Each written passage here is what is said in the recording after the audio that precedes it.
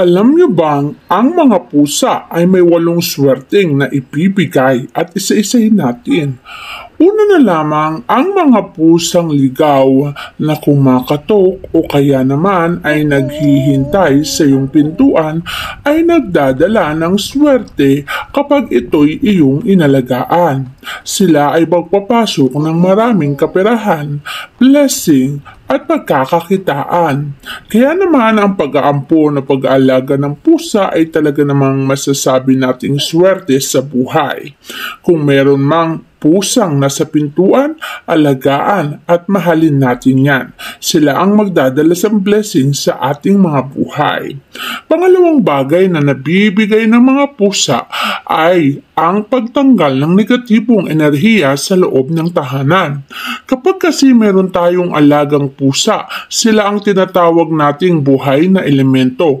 At habang may buhay na elemento sa ating mga bahay at tahanan, kaya nilang tanggalin ang mga stagnant o naimbak o naipon ng negative energy. At kapag natanggal nila ang mga negative energy na yan, mawawala na rin ang kamalasan sa ating mga buhay. Pangatlong bagay na nadudulot na swerte ng mga pusa ay ang kanilang mga bigote o whisker. Ang mga bigote ng pusa ay may dala ring swerte. Kapag merong nalaglag, ay agad mo itong pulutin at ilagay sa pulang tela.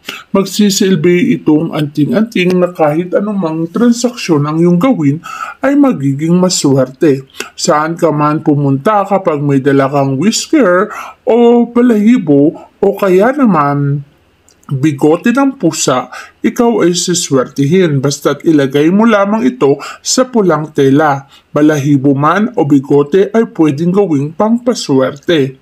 Alam mo rin ba na ang pang-apat na nabibigay sa atin ng pusa ay proteksyon? Kayang magbigay ng proteksyon ng mga pusa sa ating mga buhay. Nabibigyan niya tayo ng proteksyon sa mga panganib at mga bad spirit. Ramdam kasi nila ang mga bad spirit sa ating mga kapaligiran. At kapag nararamdaman nila ang mga bad spirit na to, kaya nila tong itaboy palabas ng tahanan sa pagmamagitan ng kanilang mga galaw. Ang buhay na elemento na yan ay kayang magtanggal ng mga bad spirit sa ating mga tahanan. Kaya naman napakaganda ang may pusang alaga o may pusa sa ating mga bahay. Sila ang nagsisilbing proteksyon, tagapagay ng swerte at tagapag-alaga natin. Isa pang bagay na nabibigay ng pusa ay ang lambing nito at pagpulupot sa iyo. Ramdam kasi ng mga pusa na kapag ikaw ay may swerteng darating, hindi lang basta swerte o isang malaking swerte, agad silang pupulupot o lalapit sa iyo. Pinibigyan ka senyales na may paparating na kaperahan. At ang kaperahan na yan ay hindi lang basta maliit kundi isang malaking pera na magbibigay ng pagbaba. Panglimang kaswertihan na dala ng pusa ay tagumpay. Alam mo bang kapag ikaw ay nais magtagumpay sa karir at meron kang alagang pusa, ang madalas na ginagawa ng mga pusa kapag ikaw ay mapopromote ay binibigyan kang senyales. Kapag ang mga pusa na yan ay laging tumidikit sa iyo habang nagtatrabaho ka, ibig sabihin ramdam nila na paparating na ang promotion nyo. Ganyan kasi kalakas ang pakiramdam ng mga pusa. Kung paano mo siyang minamahal, ibabalik niya yung pagmamahal na ibinibigay mo sa kanila. Kaya naman mahalin natin ang ating mga pusa para ang katumbas nito ay siksikligligan nag-uumapaw na swerte.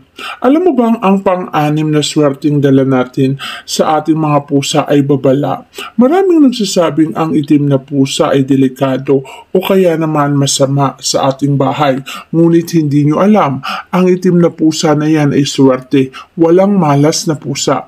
Kahit ang kulay nito ay itim, swerte po yan. Kapag sila ay laging humaharang sa daraanan mo, huwag ka nang tumuloy sa lakad mo. Ibig sabihin kasi nun ay ramdam nila na may magaganap o mangyayaring hindi maganda, kaya pinipigilan ka nila sa pag-alis mo sa tahanan mo. Kaya naman kapag may mga pusang palaging nakaharang sa iyo, ay huwag ka nang tumuloy sa lakad mo.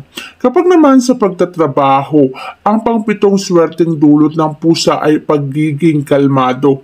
Pansinin mo, kapag may alaga kang pusa at ikaw ay pagod, stress at tumabi sa iyo yung mga pusa na yan, nagiging kalmado ang pakiramdam mo at nagiging mas masipag at mas gusto mong magtrabaho.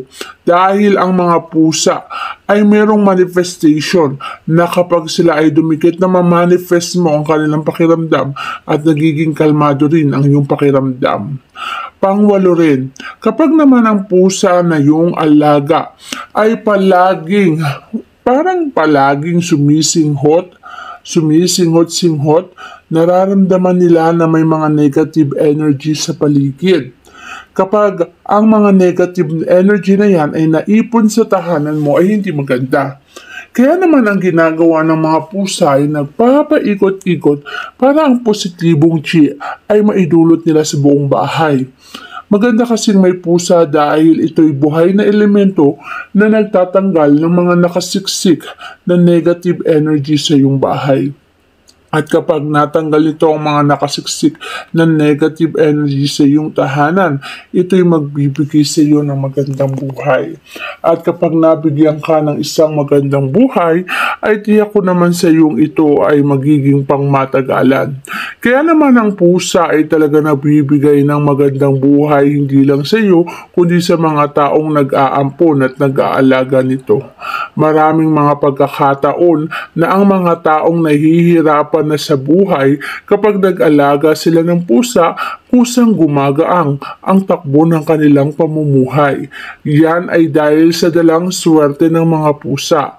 Maswerte rin ang mga pusa na yan kapag ikaw ay tataya ng mga sugal. Bago ka tumaya, halikan, alagaan, mahalin mo sila dahil siguradong ang mga pagtaya na yan ay may katumbas na pagkapanalo. Ganyan kaswerte ang mga pusa basta't ang ibinibigay mo sa kanila ay tamang respeto, pagmamahal at pag-aalaga. Kapag kasi ganito ang binigay mo sa pusa ay ibabalik din nila sa iyo ang pagmamahal, respeto at pagkalinga. Kaya naman kapag may pusa kang alaga, mahalin mo ng todo dahil sigurado akong ang ibabalik niya sa iyo ay siksik, liglig at nag-uumapaw na swerte. Ganyan kagandang mag-alaga ng pusa. Kahit ano pang kulay ay swerte. Kahit itim ay swerte dahil walang malas na pusa.